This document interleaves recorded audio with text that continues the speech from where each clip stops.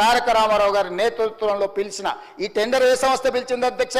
TSTS, Telangana state technology centre services. అది ఎవరి ఆధ్వర్యంలో? IT మినిస్టర్ ఆధ్వర్యంలో ఉంటుంది అధ్యక్ష.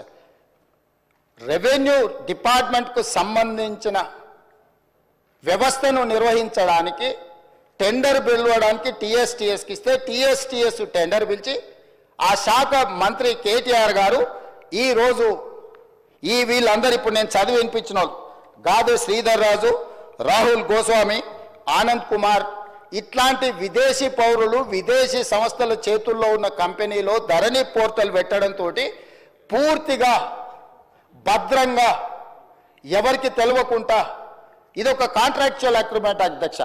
రెవెన్యూ డిపార్ట్మెంట్కు భూ యజమాని అయిన నాకు మా ఇద్దరికి సంబంధించిన వ్యవహారం అధ్యక్ష. రెవెన్యూ డిపార్ట్మెంట్లో CCLA దగ్గర నా వివరాలు ఉండాలి. నాకు ఆ సంస్థ రెవెన్యూ శాఖకు మాత్రమే సంబంధం ఇది అధ్యక్ష. నాకు ఇచ్చే పాస్బుక్ అయినా నాకు ఇచ్చే ఏ కాగితమైనా పహానీ అయినా ఏదైనా రెవెన్యూ శాఖలో నిర్వహించి రెవెన్యూ శాఖకు సంబంధించిన ప్రభుత్వ అధికారులకు నాకు మధ్యలో ఉన్న ఒప్పందాన్ని ఈరోజు ఒక డిజిటల్ వెబ్సైట్ను నిర్వహించే నెపం మీద ఈ రాష్ట్రంలో ఉన్న అందరి సమాచారాన్ని తీసుకెళ్ళి 2020 అక్టోబర్ వీరు మొదలుపెట్టింది నా నియోజకవర్గంలో అధ్యక్ష.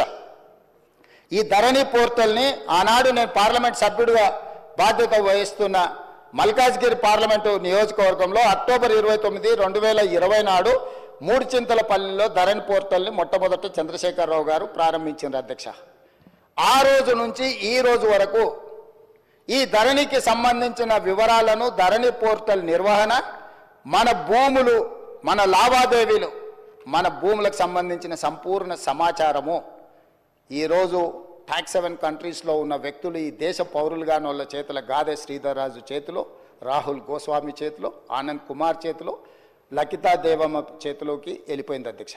అధ్యక్ష నేను మిమ్మల్ని అడుగుతున్నా అధ్యక్ష, రెవెన్యూ శాఖకు నాకు సంబంధించిన సమాచారం మా ఇద్దరి మధ్యలోనే ఉండాల్సిన సమాచారము ఈ సమాచారం అంతా తీసుకెళ్లి ఇతర దేశాలలో ఆర్థిక నేరాలలో ఇరుక్కపోయిన కంపెనీలు IL&FS కానీ లేకపోతే సత్యంతో ఉన్న రిలేషన్ కానీ ఆ కంపెనీలో ఉన్న MDలు, వైస్ చైర్మన్లు లేకపోతే డైరెక్టర్లు అందరూ 2017లోనే ఆర్థిక నేరాలకు పాల్పడి వేల కోట్ల రూపాయల కుంభకోణాలలో పాల్పడి జైళ్లలో ఉన్న సంస్థకు చంద్రశేఖరరావు గారు అప్పచెప్పి ఈ తెలంగాణ రైతాంగ సంపూర్ణ సమాచారాన్ని దేశాలు దాటిచ్చింది అధ్యక్ష. ఇవాళ డేటా మీకు తెలుసు కదా అధ్యక్ష ఎంత విలువైందో. ఒక రిజిస్ట్రేషన్ చేయాలంటే అధ్యక్ష నా ఆధార్ కార్డ్ నెంబర్ ఇవ్వాలి, నా బ్యాంకు ఖాతా ఇవ్వాలి, నా టెలిఫోన్ నెంబర్ ఇవ్వాలి. ఇవాళ ఇవన్నీ కూడా ఎన్క్రిప్షన్ అంటే ఒక సీక్రెట్ కోడ్లో ఉండాలి. ఒకవేళ ఆ వెబ్సైట్ నిర్వహించే వాళ్ళు చూడాలనుకున్నా కూడా కనిపించకూడదు అధ్యక్ష. కానీ క్లియర్గా వాళ్ళ దగ్గర డేటా కనిపిస్తుంది అధ్యక్ష. ఈరోజు ఈ నిర్వహణలో ఈ రాష్ట్రంలో 2020 నుంచి ఇప్పటి వరకు జరిగిన ప్రతి ట్రాన్సాక్షన్కు సంబంధించిన ఆధార్ కార్డు, బ్యాంకు ఖాతా నెంబర్, టెలిఫోన్ నెంబర్ అన్ని వివరాలు ఈరోజు పూర్తిగా క్రిస్టల్ క్లియర్గా వాళ్ళ చేతులకు వెళ్ళిపోయి ఇతర దేశాలు, దేశ సరిహద్దులు దాటిపోయి ఇతర దేశాలు ఆర్థిక నేరాలకు పాల్పడుతున్న దేశాలకు మన రాష్ట్రంలో ఉన్న సంపూర్ణమైన రెవెన్యూ సమాచారం అని తెలిపోయింది అధ్యక్ష. ఇది ఎంత తీవ్రమైన నేరం అంటే ఈ నేరానికి శిక్ష అనేది ఏ స్థాయిలో విధించాలనో చట్టాలన్నిటిని కూడా చదవాల్సిన పరిస్థితి ఈరోజు ఈ రాష్ట్రంలో చంద్రశేఖరరావు గారు కల్పించారు అధ్యక్ష. అధ్యక్ష ఈరోజు ఇంత నమ్మకంగా ఒక ప్రభుత్వం మీద నమ్మకం ఉండి ప్రజలు తమ సంపూర్ణమైన సమాచారాన్ని ప్రభుత్వం దగ్గర పెడితే ఆ ప్రభుత్వంలో ఉన్న పెద్దలు ఆ నమ్మకాన్ని వమ్ము చేసి తెలంగాణ ప్రజలకు ద్రోహం చేసి మోసం చేసి సంపూర్ణ సమాచారాన్ని క్రిమినల్స్ చేతుల క్రిమినల్ కేసెస్ ఎదుర్కొంటున్న కంపెనీల చేతులకి సంపూర్ణంగా సమాచారాన్ని బదిలీ చేసిందంటే దీని మీద ఏ రకమైన విచారణ చేయాలనో తెలంగాణ సమాజం ఆలోచించాలి, ప్రతిపక్షాలు అందరూ కూడా ఆలోచించాలి అధ్యక్ష. అధ్యక్ష ఈ కంపెనీలు అన్నిటిని కూడా ఏ ఒక్క కంపెనీ కూడా ఈ దేశంది కాదు అధ్యక్ష. ఇవాళ ఈ సాంకేతిక నైపుణ్యం ధరణియో లేకపోతే IL&FS కాదు అధ్యక్ష.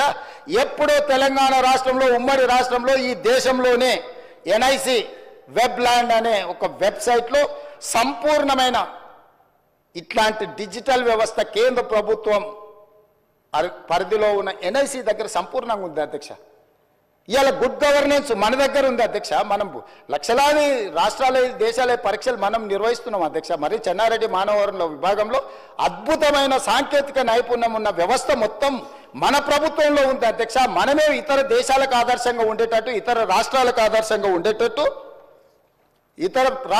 ఆదర్శంగా ఉండేటట్టు మనం తీసుకున్న నిర్ణయాలను ఈరోజు పక్కదో పట్టించి కేంద్ర ప్రభుత్వ రంగ సంస్థ అయిన ఎన్ఐసికి కూడా ఇవ్వకుండా గాదె శ్రీధర్ రాజుకు ఈరోజు అప్పచెప్పడం ద్వారా మన సంపూర్ణమైన సమాచారాన్ని ఇతర దేశాలకు పంపించారు అధ్యక్ష. అందుకే నేను అడుగుతున్నా అధ్యక్ష, టెరాసిస్తో మొదలైన ఈ లావాదేవీ టెండర్లో సక్సెస్ అయిన IL&FS సంస్థ నుంచి ఫాల్కన్ ఎడ్జీ సింగపూర్ కంపెనీకి ఎట్లా పోయింది, ఫిలిపిన్ కంపెనీకి ఎట్లా పోయింది, అక్కడ నుంచి ఫాల్కన్ ఇన్వెస్ట్మెంట్స్కి ఎట్లా పోయింది, అక్కడ నుంచి స్పారో ఇన్వెస్ట్మెంట్స్కి ఎట్లా పోయింది, అక్కడ నుంచి JW స్కై ప్రైవేట్ లిమిటెడ్కి ఎట్లా పోయింది, అక్కడ నుంచి గేట్వే ఫండ్ 2 LPకి ఎట్లా పోయింది, అదేవిధంగా హిల్బ్రూక్ ఇన్వెస్ట్మెంట్ సంస్థకి ఎట్లా పోయింది, అదేవిధంగా పారాడిమ్ ఇన్నోవేషన్స్ LLCకి ఎట్లా పోయింది, అదేవిధంగా క్వాంటెల్ INCకి ఎట్లా పోయింది. ఇవన్నీ సంస్థలు టాక్స్ 7 కంట్రీస్ అయిన ఈరోజు కేమెన్ ఐలాండ్స్ కానీ లేకపోతే బ్రిటిష్ ఐలాండ్స్ కానీ ఈ సమాచారం చేరిన తర్వాత ఇంకా అద్భుతమైన ఎన్నికల ముందు చంద్రశేఖరరావు గారు వాదించడమే కాకుండా మేము దీన్ని మార్పు తీసుకొస్తాము అని చెప్తే మమ్మల్ని అందరినీ కూడా బంగాళాఖాతంలో వేయమని వారు తిట్టిండ్రు అధ్యక్ష. అసలు వారు వంటి కాళ్ళ మీద ఎగురుతున్నప్పుడు నేను ఆశ్చర్యపోయినా. ఆయన ఎలక్షన్లో ఆయన మేనిఫెస్టో చెప్పుకున్నా, ఆయన ప్రజలకు ఏమైనా చెప్పుకుంటాడు. మా ఎలక్షన్లో మేము ఏం విధి విధానాలతో ప్రజలకు ఒక మంచి పారదర్శకమైన పరిపాలన అందిస్తాం మేము చెప్పినాం. మా మీద కోపము, కారణము, ఆవేశము, వారు ఆవేశంతో ఊగిపోతుంటే ఉపన్యాసాలలో నాకు అర్థం కాలేదు అధ్యక్ష. కొంత ఈరోజు ప్రభుత్వంలోకి వచ్చిన తర్వాత పరిశీలించిన తర్వాత ఎన్ని ప్రభుత్వ భూములు, అది దేవాదాయ భూములు కావచ్చు, లేకపోతే భూదాన్ భూములు కావచ్చు, లేకపోతే ప్రైవేట్ భూముల యజమానుల పేర్లు మార్చే విషయంలో కావచ్చు, వాళ్ళు చేసిన అరాచకం, దురాగతం, దుర్మార్గం ఏ స్థాయిలో ఉంది అని అంటే ఇంకా మనం చెప్పలేనంత స్థాయికి ఈరోజు ఇది చేరింది అధ్యక్ష. అందుకే దానికి ఉదాహరణ కింద నేను చెప్పదలుచుకున్న అధ్యక్ష ఒక 2-3 ఉదాహరణలు. ఏ చట్టం అయితే ఈ టెండర్ అగ్రిమెంట్ ప్రకారం అధ్యక్ష, ఈ ధరణి టెరాసిస్ కాంట్రాక్ట్ అగ్రిమెంట్ అధ్యక్ష 9.20 అగ్రిమెంట్ క్లాజ్లో ఉన్నది అధ్యక్ష. ద ఐఏ అంటే implementing agency should to be the best of his efforts, avoid any change in the organization structure proposed for execution of this contract or replacement of any manpower resource appointed. If the same is however unavoidable, IA shall promptly inform the purchaser in writing and the same shall require subsequent approval by the purchaser. ఇందులో ఇలాంటి మార్పులు చేర్పులు చేయాలన్నా, యజమానులు మారాలన్నా, పనిచేసే స్థలం మారాలన్నా ప్రభుత్వం ముందస్తు అనుమతి తీసుకోవాలని స్పష్టంగా ఈ అగ్రిమెంట్లో ఉంది. 9.20లో ఎలాంటి ప్రభుత్వ అనుమతి లేకుండా ఈ రకంగా టాక్స్ 7 కంట్రీస్లో ఉండే సంస్థల్ని ఇతర దేశాలకు సంబంధించిన కంపెనీల చేతికి మన సమాచారం వెళ్ళింది అధ్యక్ష. అదేవిధంగా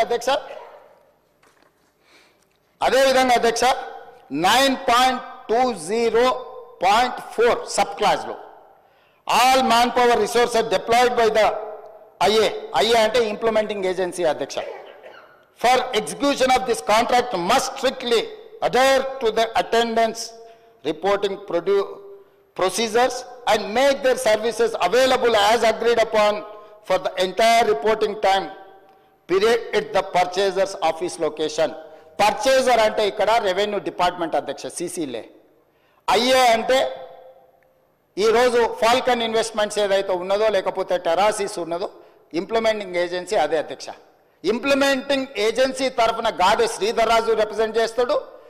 పర్చేజర్ కింద CCLA కమిషనరు యాక్ట్ చేస్తాడు అధ్యక్ష. వీళ్ళు ఎవరినైనా ఇందులోకి తేవాలన్నా పర్చేజర్ దగ్గర అనుమతి తీసుకోవాలి ఫస్ట్ పాయింట్. వీళ్ళు ఏ పని చేసినా ఈ సాఫ్ట్వేర్లో కూర్చొని మనం జరుగుతున్న ట్రాన్సాక్షన్స్, మనం జరుగుతున్న రిజిస్ట్రేషన్లు, మనం మెయింటైన్ చేస్తున్న రెవెన్యూ రికార్డ్స్ అన్నీ కూడా పర్చేజర్ లొకేషన్లో అంటే ప్రభుత్వ ఆఫీసులో ఉండి పని చేయాలి అధ్యక్ష ఈ అగ్రిమెంట్ ప్రకారం. కానీ అదే కాకుండా అధ్యక్ష 9.20.6 the IA shall provide and deploy at the purchases office location for carrying out the work. ఈ రెండు సెక్షన్ల ప్రకారము వాళ్ళు చేస్తున్న పని ఈ టెరాసిస్ అనే సంస్థ రెవెన్యూ శాఖకు సంబంధించిన CCLA ఆఫీస్లో కూర్చొని పనిచేయాలి అధ్యక్ష. కానీ ఈరోజు అధ్యక్ష అధికారుల నుంచి నాకు అందుతున్న సమాచారం తెలంగాణ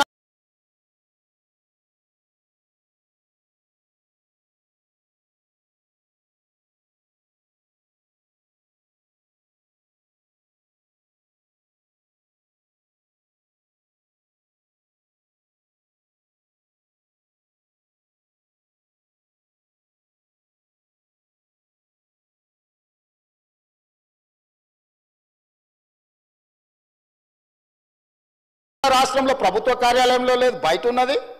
పక్క రాష్ట్రం నిర్వహించారు, ఢిల్లీని గుర్గావ్ నుంచి నిర్వహించారు, ఈశాన్య రాష్ట్రాల నుంచి నిర్వహించారు. ఇన్ని ప్రాంతాల నుంచి ఈ రోజు భద్రంగా ఉండాల్సిన నా యొక్క సంపూర్ణమైన సమాచారము నాకు ఈ తెలంగాణ ప్రభుత్వం మీద ఉన్న నమ్మకంతో నా భూములకు సంబంధించిన పూర్తి వివరాలను ప్రభుత్వం దగ్గర పెడితే ఆ ప్రభుత్వము ఆనాటి ముఖ్యమంత్రి సంపూర్ణ సమాచారాన్ని ప్రైవేట్ కంపెనీలకు, ప్రైవేటు వ్యక్తులకు, ఈ రాష్ట్రంలో కానోళ్లను, ఈ దేశంలో కానోళ్లను, ఈ దేశంలో లేని కంపెనీలకు, ఈ దేశ పౌరులు కానోళ్లకు అప్పచెప్పి ఈ రోజు ఈ రాష్ట్ర ప్రజల యొక్క నమ్మకాన్ని, విశ్వాసాన్ని కూనీ చేయడమే కాకుండా ఆర్థిక నేరాలకు పాల్పడ్డాడు అధ్యక్ష. దానికోసం ఎంత కఠినంగా వీళ్ళ పట్ల ప్రభుత్వాలు వ్యవహరించాల్సిన అవసరం ఉన్నది అధ్యక్ష. ఇంత విలువైన సమాచారం, ఇంత వివరాలను తీసుకెళ్లి ఇతర దేశాలకు సమాచారాన్ని చేరవేస్తూ ఇవాళ మనం దీన్ని ఎట్లయినా సవరించుకొని దీన్ని ఎట్లయినా బాగు చేసుకోవాలని మా సమాచారాన్ని బయట ఎవరికైనా ఇస్తే కేంద్ర ప్రభుత్వం సవరించిన యాక్ట్ ప్రకారం, డేటా ప్రొటెక్షన్ యాక్ట్ ప్రకారం అధ్యక్ష 2023 దేశ పౌరుల వ్యక్తిగత ఇతర సమాచారం ఏదైనా ఆ వ్యక్తి యొక్క అనుమతి లేకుండా సేకరించడం నేరం, చట్ట విరుద్ధం. అలా సేకరించిన డేటాను చట్టబద్ధంగా ఆ చట్టంలో చెప్పిన వ్యక్తి ప్రకారమే వినియోగించాలి. ప్రభుత్వానికి ప్రజల మధ్య ఉండాల్సిన విశ్వసనీయత లేకుండా నిబంధనలను ఉల్లంఘించారు. Violation of fiduciary relationship between government and citizen. కేంద్ర ప్రభుత్వము వ్యక్తుల సమాచారాన్ని గోప్యంగా ఉంచాలి. వ్యక్తుల సమాచారాన్ని ప్రభుత్వం ఏదైనా పథకం కోసం కానీ ఏదైనా అంశంలో సేకరించినప్పుడు ఆ వ్యక్తి అనుమతి లేకుండా, ఆ వ్యక్తికి తెలవకుండా ఎవరికి ఇవ్వకూడదని మన చట్టాలు చెప్తున్నాయి అధ్యక్ష.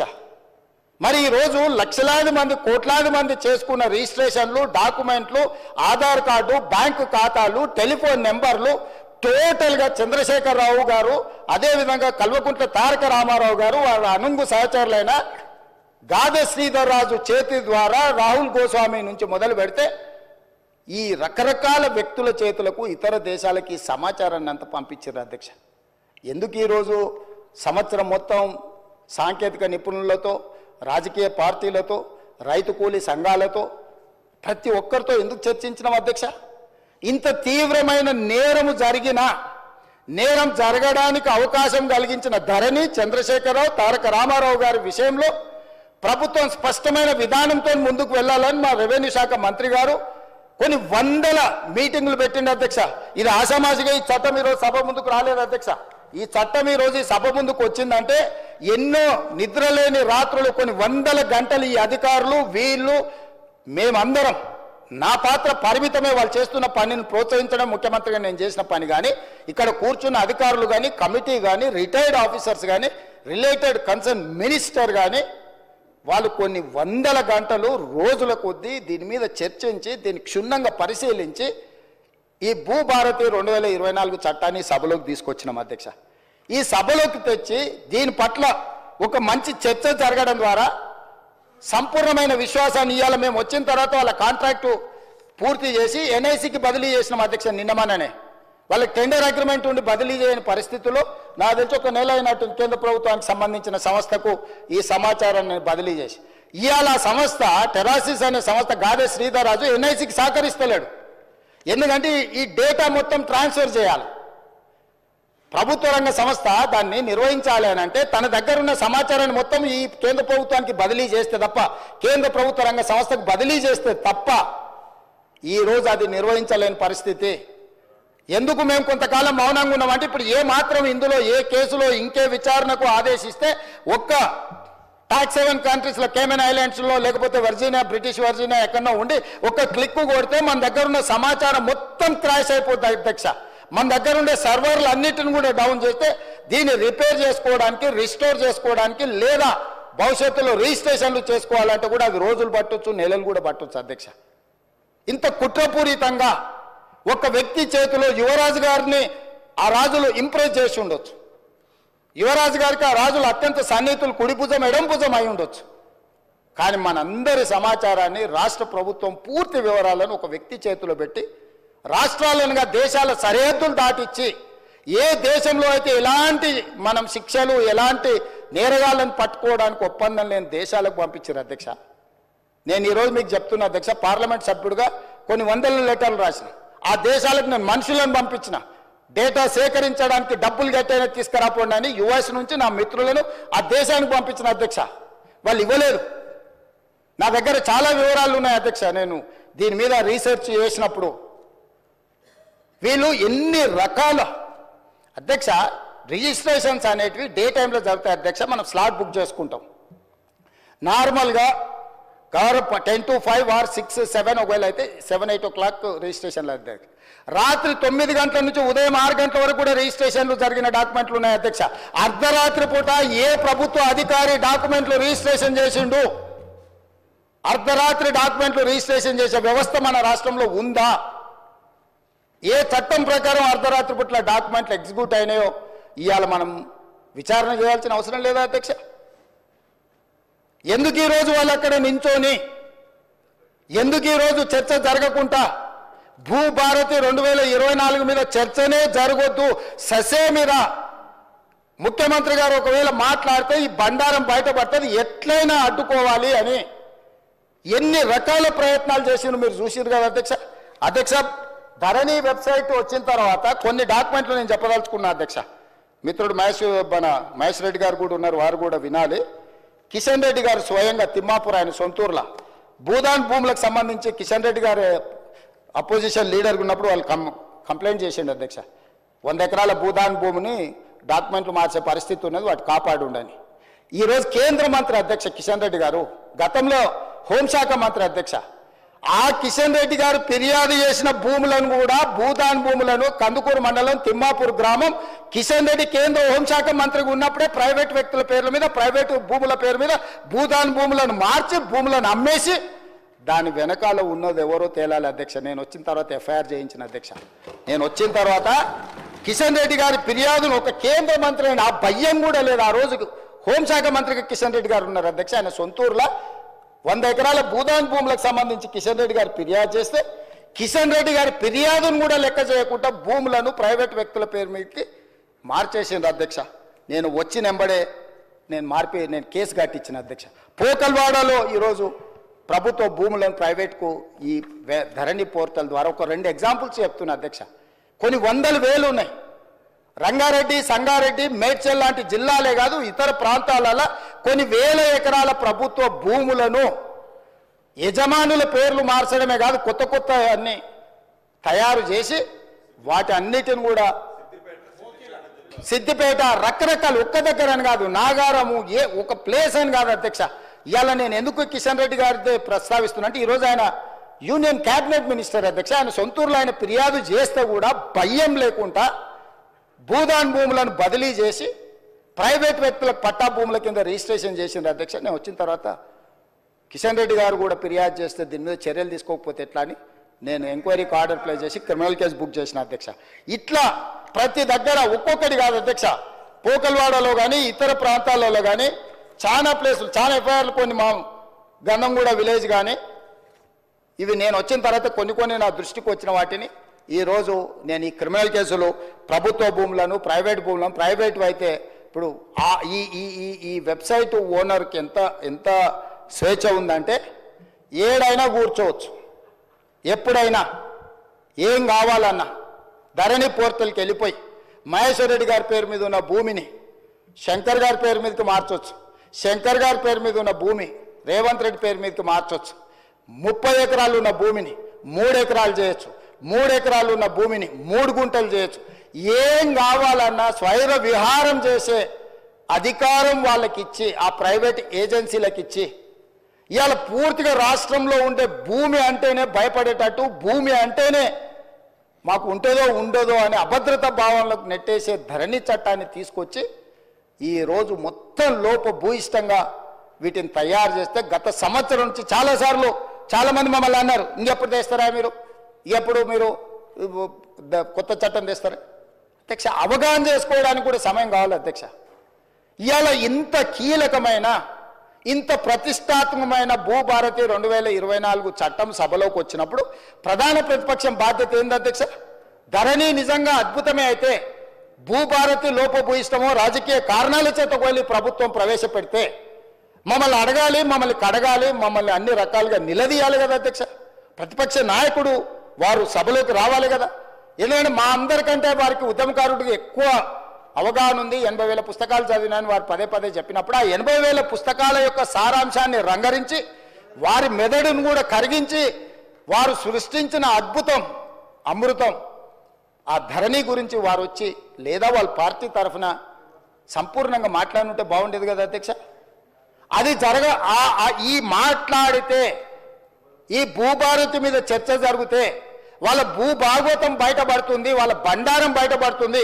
మళ్ళీ ఇంకొక కొత్త విచారణలను కేసులను ఎదుర్కొని జైలుకు వెళ్లాల్సి వస్తుంది. కాబట్టి ఎట్టి పరిస్థితుల్లో ఇది చర్చ జరగొద్దని ఒక తొండి పంచాయతీ తీసుకొచ్చి పెట్టారు అధ్యక్ష.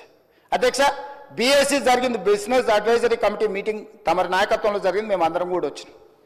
గంటల కొద్దీ మాట్లాడినాం. ఆ రోజు 9 అంశాలతో కూడుకున్న రిప్రజెంటేషన్ వాళ్ళు తీసుకొచ్చి మీకు ఇచ్చిండ్రు అధ్యక్ష. ఈ అంశాల మీద మేము చర్చించాలనుకుంటున్నాం, వీటిని తీసుకెళ్ళండి. 9లో ఈ ఫార్ములా ఈ కార్ రేసింగ్ గురించి అడిగినరా అధ్యక్ష? ప్రస్తావన తీసుకొచ్చిరా? పోని వాళ్ళు ఈరోజు ఏం వాదన తెస్తారు? ఎఫ్ఐఆర్ 2 రోజుల కింద అయింది కాబట్టి మాకు ముందు తెలియదు. అధ్యక్ష, 2023 డిసెంబర్ నుంచి డిసెంబర్ 7 తారీఖు మా ప్రభుత్వం ఏర్పాటు చేసి నేను బాధ్యత తీసుకున్న రోజు 3-4 రోజుల తర్వాత ఆ ఎఫ్ఈఓ సంబంధించిన ప్రతినిధి నా దగ్గరకు వచ్చి గతంలో మేము కేటీఆర్తో ఈ రకమైన ఒప్పందాలు చేసుకున్నాం, మాకు లావాదేవీలు ఉన్నాయి, మాకు వ్యవహారం ఉంది, దీన్ని కొనసాగించాలని నా దగ్గరకు వచ్చిన అధ్యక్ష. ఇప్పటి దగ్గర అక్కడ ఫోటో ప్రదర్శిస్తారు. అఫీషియల్గా చీఫ్ మినిస్టర్గా నేను అపాయింట్మెంట్ ఇచ్చిన అధ్యక్ష. ఏ సంస్థ అయినా ఏ వ్యక్తి అయినా ఈ రాష్ట్రంలో పెట్టుబడులు పెట్టుంటే ఈ రాష్ట్రంలో ఏదైనా అంశం ప్రస్తావించదలుచుకుంటే ఫ్రీగా ప్రజలకు ప్రజా దర్బార్ నిర్వహించిన అధ్యక్ష. ధూల్పేటలో గుడంబ అమ్ముకునేటోడు కావచ్చు, లేదా ఇంకెక్కడైనా ఏదైనా నేరంలో ఇరుక్కున్న ఆరోపణలు ఎదుర్కొంటున్నాడు కావచ్చు, ముఖ్యమంత్రి నా దగ్గర వచ్చి చెప్పుకునే స్వేచ్ఛ ఇచ్చిన అధ్యక్ష. అతను ఎదుర్కొంటున్నది నిజమైన ఆరోపణనేనా, నిజమా కాదా, వాస్తవమా అవాస్తవమా, ఎవరు వచ్చినా చెప్పుకునే స్వేచ్ఛ. నేను నా ఇంటి దగ్గర రోజు వందలాది మంది నేను కలుస్తా అధ్యక్ష. ప్రతిరోజు సెక్రటేరియట్లో మీకు తెలుసు 4 గంటల నుంచి 8 కానీ 9 కానీ ఎన్ని వందల మంది వచ్చినా ప్రతి ఒక్కరిని కలుస్తా, ప్రతి ఒక్కరితో ఫోటో దిగుతా. ఈ ఎఫ్ఈఓ సంస్థకు సంబంధించిన ప్రతినిధి ఈ కార్ రేస్లకు సంబంధించి చర్చించాలంటే నేను అపాయింట్మెంట్ ఇవ్వకుంటే ఎందుకుంటా అధ్యక్ష? ఏముంది అధ్యక్ష? నేను దిగిన ఫోటో అధ్యక్ష, ఆ ఫోటో నేనే దిగిన, వాళ్ళని పిలిచినా నేను. వాళ్ళు వచ్చి కలుస్తామంటే రమ్మన్నా, వచ్చి కలిసారు. కలిసిన తర్వాత ఈ విషయం ప్రస్తావించారు. ఈ విషయం ప్రస్తావిస్తే నేను అడిగిన మాకేం సంబంధమయ్యా, మాకేం సంబంధం, దీంట్లో ప్రభుత్వం ఎందుకు డబ్బులు ఇస్తుందని. లేదు సార్, కేటీఆర్ మేము చీకట్లో మాట్లాడుకున్నాం, అదంతా సెట్ అయిపోయింది సార్, జర్ర మీరు అంటే ఇక వేసేసుకొని వెళ్ళిపోతాం సార్, ఒక 600 కోట్లు జర అని రా సార్ అని వచ్చారు. అనే ముందర ఫస్ట్ అయితే అధికారులను అడుగుదామని చెప్పి ఆయన చెప్పిన తర్వాతనే దీని వెనకాల ఉన్న వ్యవహారం ఏంది అనేది నేను అధికారులను పిలిచి అడిగిన అధ్యక్ష. ఆ ప్రతినిధి వచ్చి నన్ను కలిసి నువ్వు అని అడగకపోతే నా దృష్టికి ఇంత తొందరగా వస్తుండేనో రాకపోతుండో నాకు తెలియదు అధ్యక్ష. నేను ఎందుకు పూర్తి వివరాలు ఇక్కడ చర్చిస్తలేనంటే, 1 ఏసీబీ విచారణ చేస్తుంది, కేసు అయింది. 2 హైకోర్టులో కేటీఆర్ గారు వెళ్ళారు. ఈ 2 శాఖలు నా దగ్గరనే ఉన్నాయి. ఒక శాఖ ఎంఏయుడి హెచ్ఎండిఏ నా దగ్గరనే ఉంది, పోలీస్ శాఖ నా దగ్గరనే ఉంది, విచారణ చేసే శాఖ కూడా నా దగ్గరనే ఉంది. నేను ముఖ్యమంత్రికి సభలో దీంట్లో ఎక్కువ తక్కువ వివరాలు మాట్లాడితే విచారణ అధికారులు దీనికి ప్రభావితానికి లోనయ్యి నా మీద కక్షాపూరితంగా వ్యవహరిస్తుందని తారక రామారావు గారు ఈ అంశాన్ని కోర్టుల అడ్వాంటేజ్ వాడుకుంటాడు అని చెప్పి నేను ఎక్కువ వివరాలు మాట్లాడతలేను అధ్యక్ష. నేను స్పష్టంగా చెప్పదలుచుకున్నా అధ్యక్ష. 2023 డిసెంబర్, నాకు తారీఖు సరిగ్గా గుర్తులేదు, నేను ఆ డేట్లన్నీ తీసిస్తాను. 2023 డిసెంబర్ నుంచి 2024 డిసెంబర్ ఏసీబీ ఎఫ్ఐఆర్ చేసే వరకు క్రొనలాజికల్గా జరిగిన అన్ని వివరాలను తొందరలోనే నేను అందరి ప్రజలకు వివరిస్తా.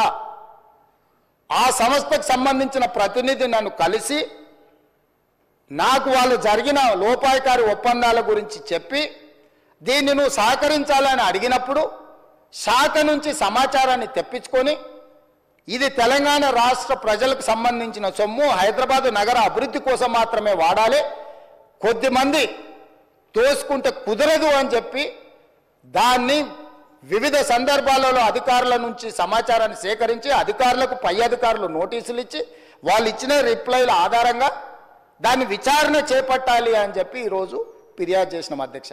సంవత్సరం నుంచి నానుతున్న సబ్జెక్టు, సంవత్సరం నుంచి పత్రికలలో రాస్తున్న సబ్జెక్టు, సంవత్సరం నుంచి టీవీలలో పేపర్లలో చర్చ జరుగుతున్న సబ్జెక్టు. 4 సమావేశాలు జరిగినాయి అధ్యక్ష. మన ప్రభుత్వం వచ్చినాక తమరి నేతృత్వంలోనే, తమరు స్పీకర్ అయిన తర్వాత ఈ శాసనసభ సమావేశం ఒక్కసారి కాదు 4 సార్లు జరిగింది అధ్యక్ష. ఇది 4వ సమావేశం.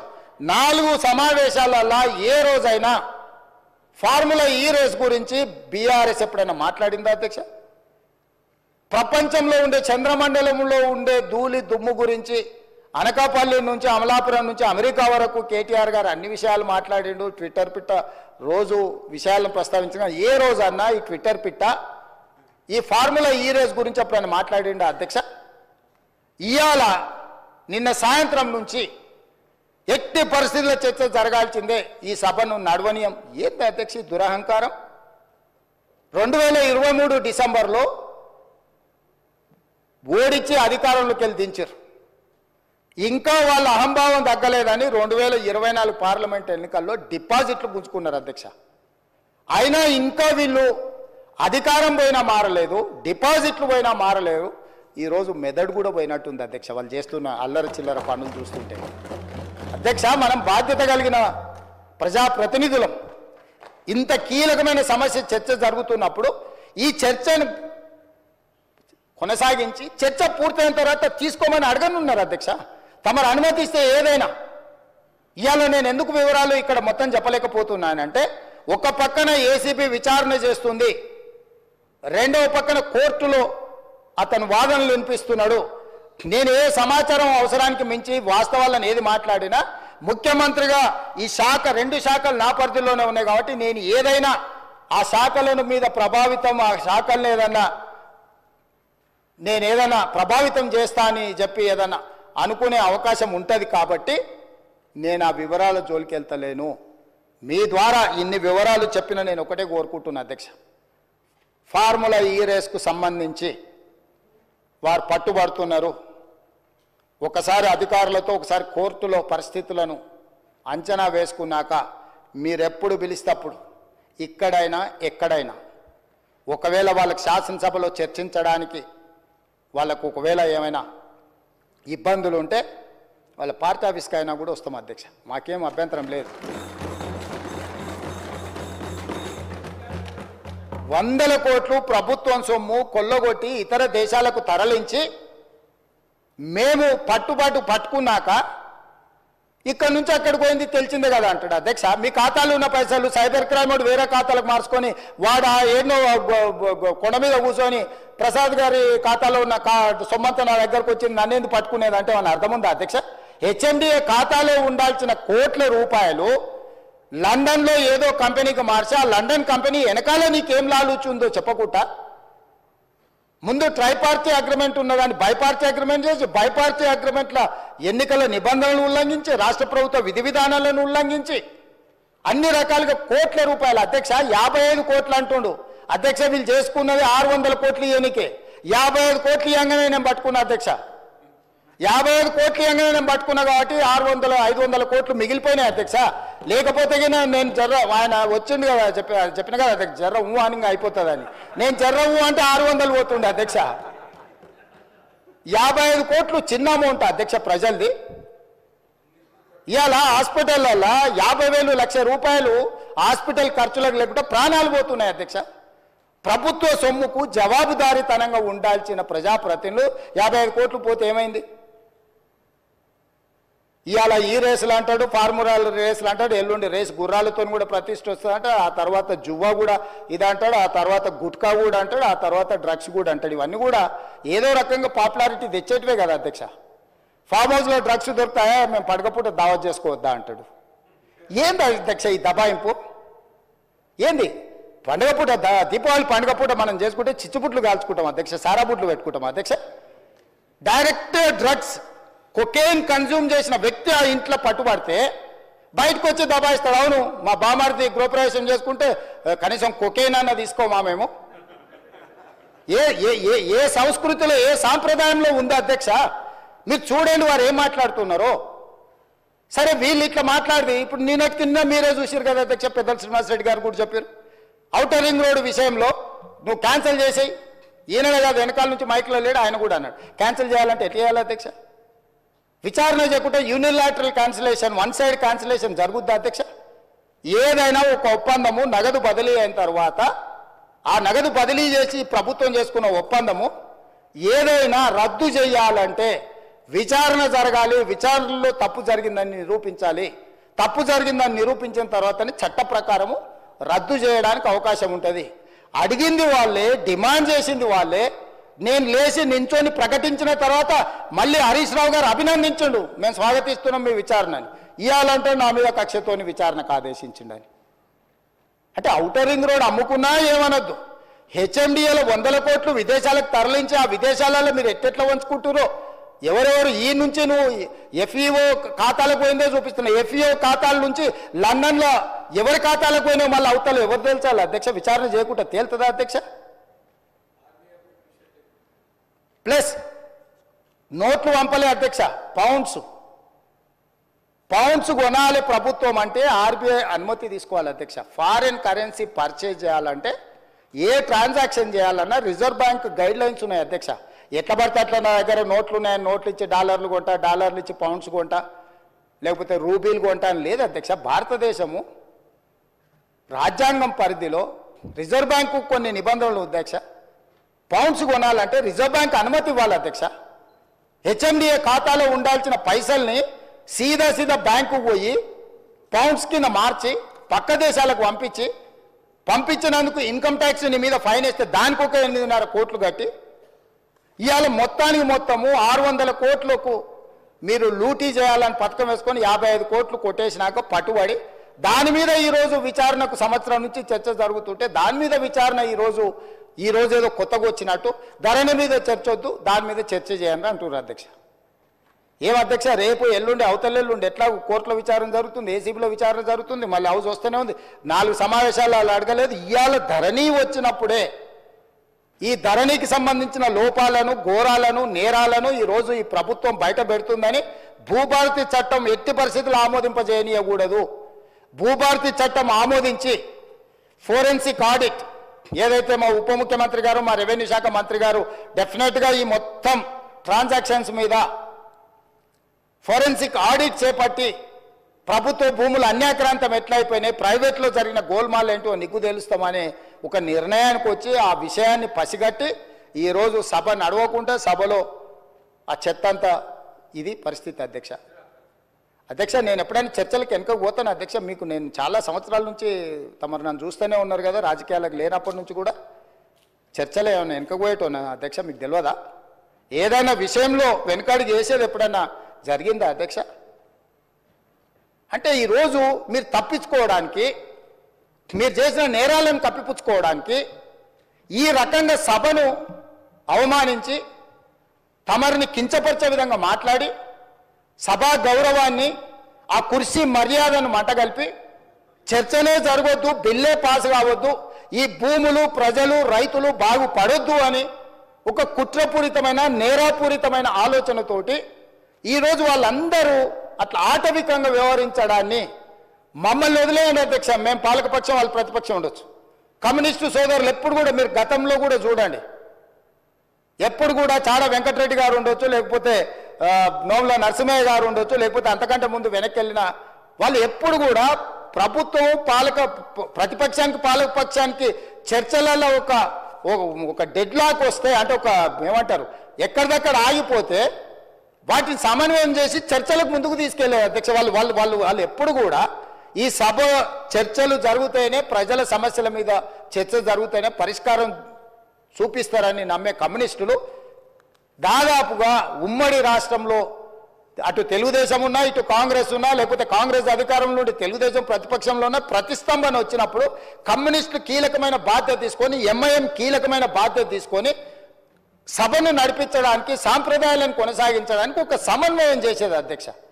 ఇవాళ ఏదీ లేదు అధ్యక్ష, ఎవ్వరు మాట వినడం లేదు. వాళ్ళేం ఎంఐఎంఆర్ లేకపోతే బీజేపీ ఆర్ కమ్యూనిస్టులు మా పార్టీ క్రియాశీలక సభ్యులేం కాదు అధ్యక్ష.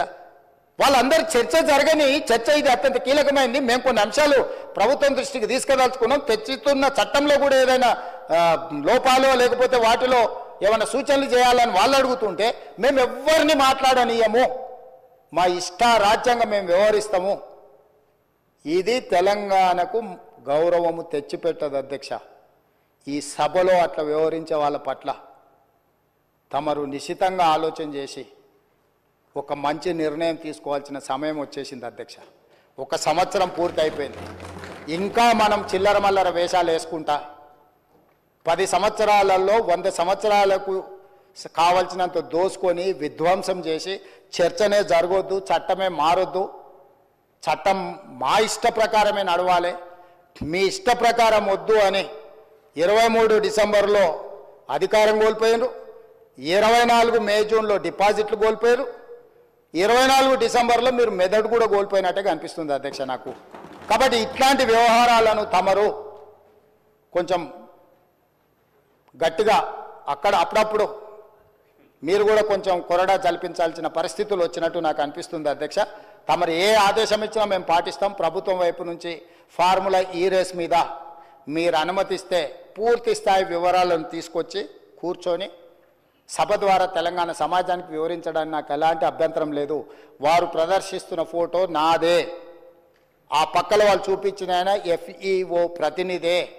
ఆ ప్రతినిధి వచ్చి నాకు చెప్పిన తర్వాతనే ఈ బండారం బయటపడ్డది. ఈ దోపిడీకి వేసిన దారి ట్రైపార్టీ అగ్రిమెంట్ నుంచి బైపార్టీ కావడం, బైపార్టీ అయిన అగ్రిమెంట్ ఎలక్షన్ కోడ్ వచ్చినా కూడా ఎవరికి చెప్పపెట్టకుండా ఒప్పందాలు లేకుంటేనే కోట్ల రూపాయలు దేశాన్ని దాటి తరలించడం, ఆ తర్వాత ఒప్పందాలు చేసుకోవడం, ఆ తర్వాత మిగతా సొమ్మును కూడా లాగడానికి వాళ్ళు ప్రయత్నం చేయడం, ఇవన్నీ వేగంగా ఒకదాని వెనకాల ఒకటి జరిగినాయి అధ్యక్ష. ఎవరికి ఎలాంటి అనుమానం లేదు. FEO ప్రతినిధులు నన్ను కలిసిండ్రు, నన్ను కలిసి వాళ్ళ భాగవతం చెప్పినాకనే నేను దాన్ని కనిపెట్టి అధికారుల నుంచి సమాచారం సేకరించి విచారణకు ఆదేశించిన, విచారణలో ఏ విధంగా ముందుకు వెళ్లాలనో కూడా మేము అందరితో చర్చించి, న్యాయ నిపుణులతో చర్చించి ఒక నిర్ణయం తీసుకున్నాం.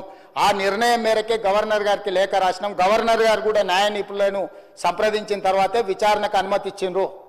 ఈ ప్రాసెస్ మొత్తము ఇన్ని సంస్థలు, ఇన్ని వ్యవస్థలు ప్రాసెస్ చేసిన దాన్ని ఇప్పటికిప్పుడు అన్ని బిజినెస్లను సభలో సస్పెండ్ చేసి చర్చకు తీసుకోవాలని వాళ్ళు మొండి పట్టు పట్టడం, మంకు పట్టు పట్టడం నేను అర్థం చేసుకుంటా హరీష్ రావు గారిని. ఎందుకంటే హరీష్ రావు గారు ఇక్కడ అల్లరి చేసి చొక్కాలు తెచ్చుకోకపోతే ఇంటికి పోతే కొరడా దెబ్బలు ఉంటాయి అధ్యక్ష, కోదండ ఉంటుంది అధ్యక్ష. నాకు తెలుసు ఏం చేస్తున్నావు నువ్వు అని ఆయన అడుగుతాడు. ఆయన ఇట్లాంటివి జరిగినప్పుడు కొడుకు విషయంలో ఏది చేసినా కూడా కాపాడాలన్న ఆలోచనతో హరీష్ రావు గారిని కొరడాతో కొడతాడు అధ్యక్ష. కొన్నిసార్లు ప్రజల కోసం కొన్ని కొరడా దెబ్బలు తినాల్సి వస్తుంది.